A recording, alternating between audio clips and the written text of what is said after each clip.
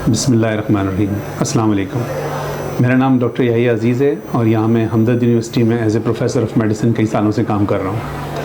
आज हमारी जो गुफ्तगू का मौजू है वो, जैसा कि आप लोगों को पता है, आंतों की बहुत सारी मुख्तलिफ़ किस्म की बीमारियाँ होती हैं जिसका ताल्लुक़ आंतों की किसी न किसी चीज़ से होता है।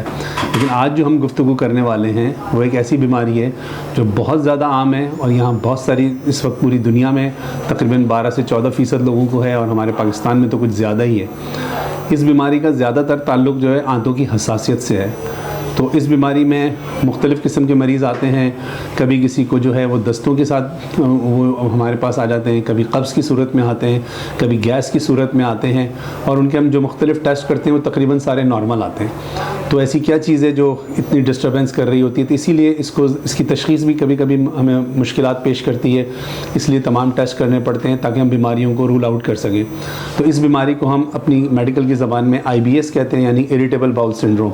इसका मकसद यही होता है कि ये जो है आंतों की बीमारी जो है वो आंतों में हसासियत और आंतों को बहुत ज़्यादा डिस्टर्ब करती है, जिससे हमारी रोज़मर्रा की कामकाज में बड़ी दुश्वारी होती है, नींद में बहुत दुश्वारी होती है और जो है इससे चिड़चिड़ापन होना और इससे मुख्तलिफ़ किस्म के मूड डिस्टर्बेंसेस भी होते रहते हैं। तो इसके लिए जो है, जैसा मैंने आपसे पहले कहा कि तशख़ीस भी थोड़ी सी मुश्किल होती है, लेकिन तशख़ीस के बाद जो उससे ज़्यादा बड़ा मरहला है वो इसका इलाज है। इसके मुख्तलिफ़ इलाज जो है सारी दुनिया में जो है किए जाते हैं। उसमें लिए हमें कभी कभी जो है एंटी डिप्रेसेंट जो मूड को एलिवेट करने के लिए या मूड को जो है चेंज करने के लिए दवाइयाँ इस्तेमाल की जाए, उनका भी सहारा लेना पड़ता है।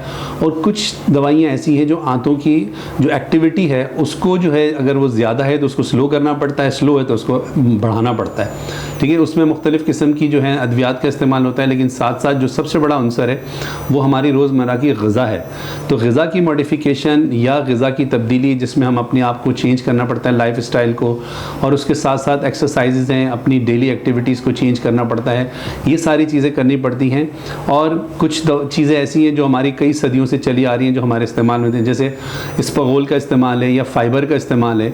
इसमें मुख्तलिफ़ किस्म के फ़ाइबर भी आते हैं। तो आजकल हम नॉन सॉल्युबल जेल फॉर्म में जो फ़ाइबर आते हैं, साइलियम जिसको कहते हैं, उसका बहुत बड़ा रोल है। जो आजकल हमारी जितनी भी जो गैस्ट्रोएंट्रोलॉजी की सोसाइटीज़ हैं पूरी दुनिया में, जिस तरह अमेरिकन सोसाइटीज़ हैं या यूरोपियन सोसाइटीज़ हैं, बहुत सारी जो हमें वक्तन फ़वक्तन वहाँ से गाइडलाइंस मिलती रहती हैं, उन लोगों ने भी इसके रोल को बहुत ज़्यादा एक्सेप्ट किया है। और आजकल हम दवाइयों के साथ साथ फ़ाइबर के इस्तेमाल को भी इनकरेज करते हैं ताकि मरीज़ की जो अपनी बाउल की एक्टिविटीज़ हैं वो काफ़ी हद तक नॉर्मलाइज हो जाएँ, जिससे उसका मूड भी अच्छा हो, काम भी एलिवेट हो और घर का माहौल में भी बहुत फ़र्क पड़ जाता है उससे।